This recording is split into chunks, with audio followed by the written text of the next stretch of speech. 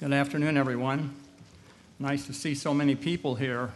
I think SQUIM's contribution, percentage-wise, is really great. I think there are 5 at least that I'm aware of, and I may have skipped some, so they really adding to the services today.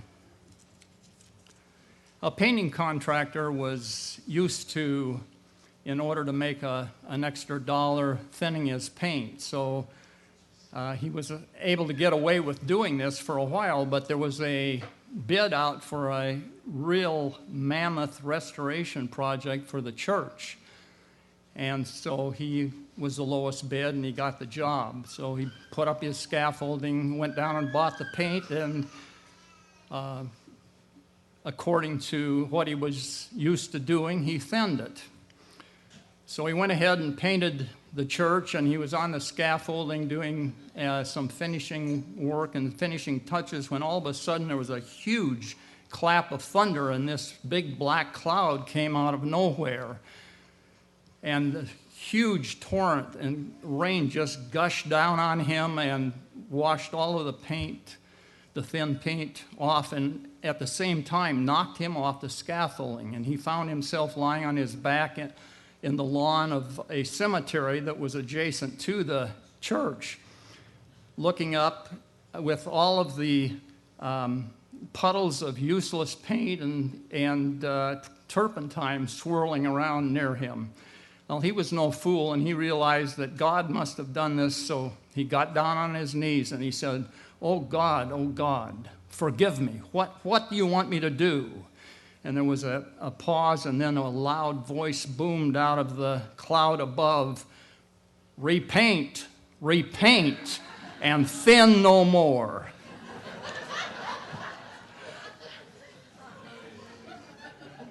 You know, if that hadn't gone over, I was going to blame it on John Murphy for giving it to me and telling him he should have used it for the church variety show. No, I wouldn't do that. John's bigger than me.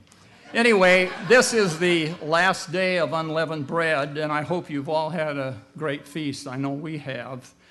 But at 8 o'clock, 8:08 to be exact, I think, the sun's going to set, and some of us will head for a store or for a restaurant to get a pie or a cake, or I know some restaurants have these little delicious loaves of sourdough bread. They heat them up and smother them with butter. And so some of us are going to be looking at doing something like that. Well, during the last day of past 7 days, we've eaten unleavened bread. It's symbolic of putting sin out of our lives. You know, in some respects, putting leaven out of our lives is a physical act, and it's fairly easy to do in some respects. But I think we've all, if not this year, in past years, have had a situation where we inadvertently, without thinking, maybe it was an office party, or maybe you were out for lunch with friends from work, and without thinking and then realized it was a cookie or a sandwich or something with leaven in it.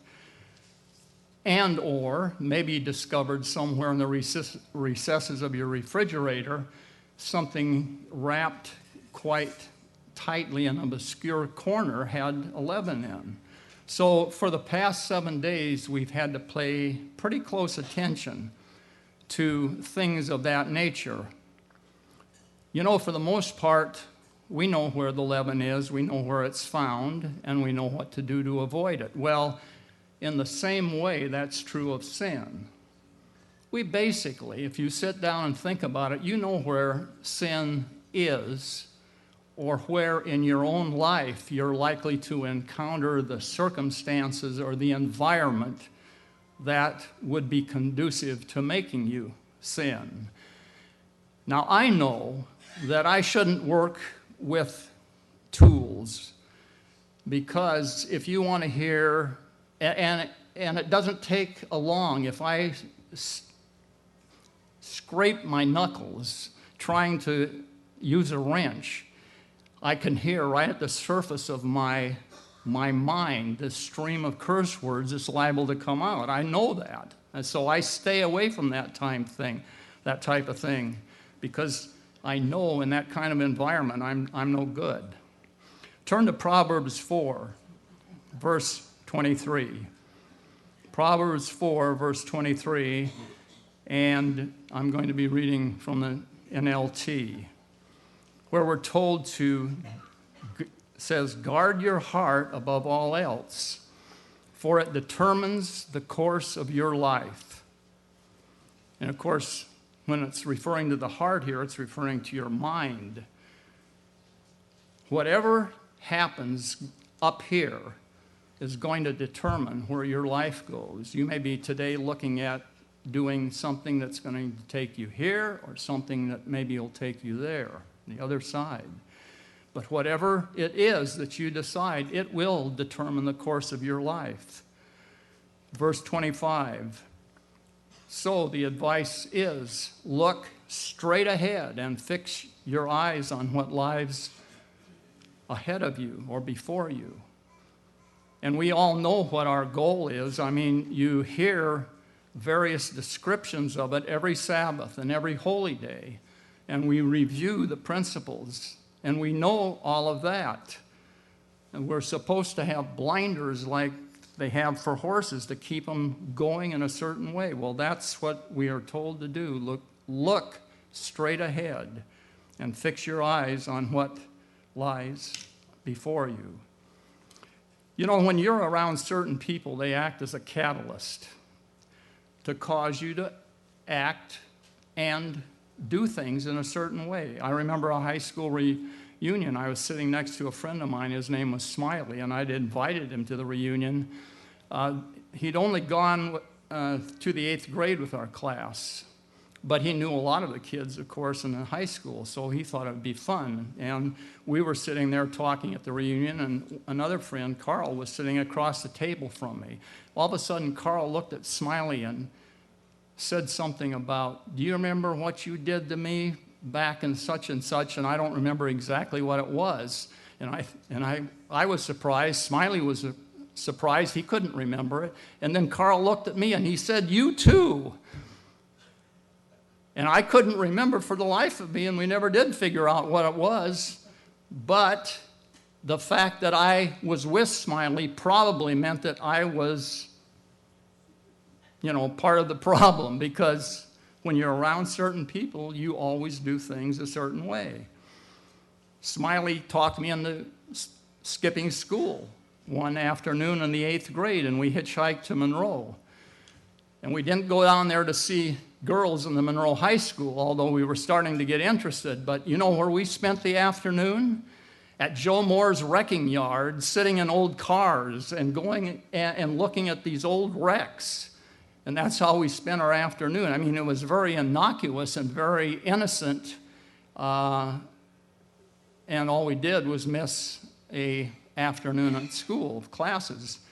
But it's the type of thing, if you're around certain people, they cause you to do and react a certain way. Turn to another proverb, Proverb 26, verse 17. Proverbs 26, verse 17, I'm reading from the NLT again, where it says, interfering in someone else's argument or by inference, their life is as foolish as yanking a dog's ears. And I know many of you have probably had dogs as pets somewhere along the line or known someone. And I pretty much defy you to ever try to pull a dog up by its ears, because I tell you, you're going to be nursing some pretty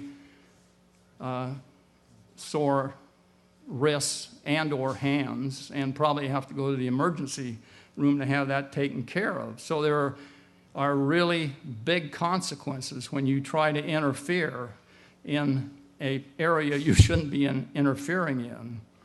You know, sometimes we hear about a member who has problems, and human nature being what it is, we all want to know every piquant little intimate detail. But you know, the reality is all you need to know is they're having a problem. And all you need to do is get on your knees before God and pray for that person. You know, it's okay to ask them if you feel comfortable, if they have something specific that they would like you to pray about. But absent that, if they don't say anything, then drop it. Only ask them once and then just forget it. You can pray. God knows what's going on in their life, and He can deal with that in terms of the way He decides to answer that.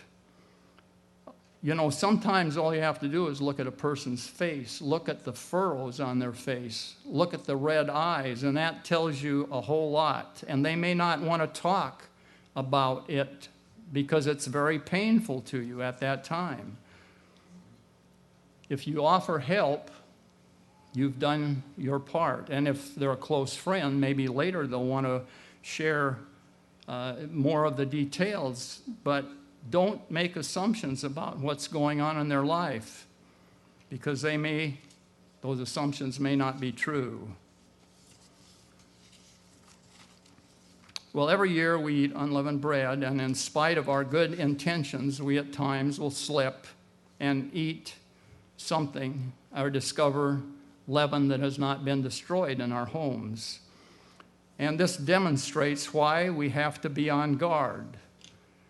Not only like we were the past 7 days, but the next 7 days, the next 7 weeks, the next 7 months, the next 7 years, and perhaps the next 7 decades, if God allows His work to continue that long. And certainly it doesn't seem that that would be the case.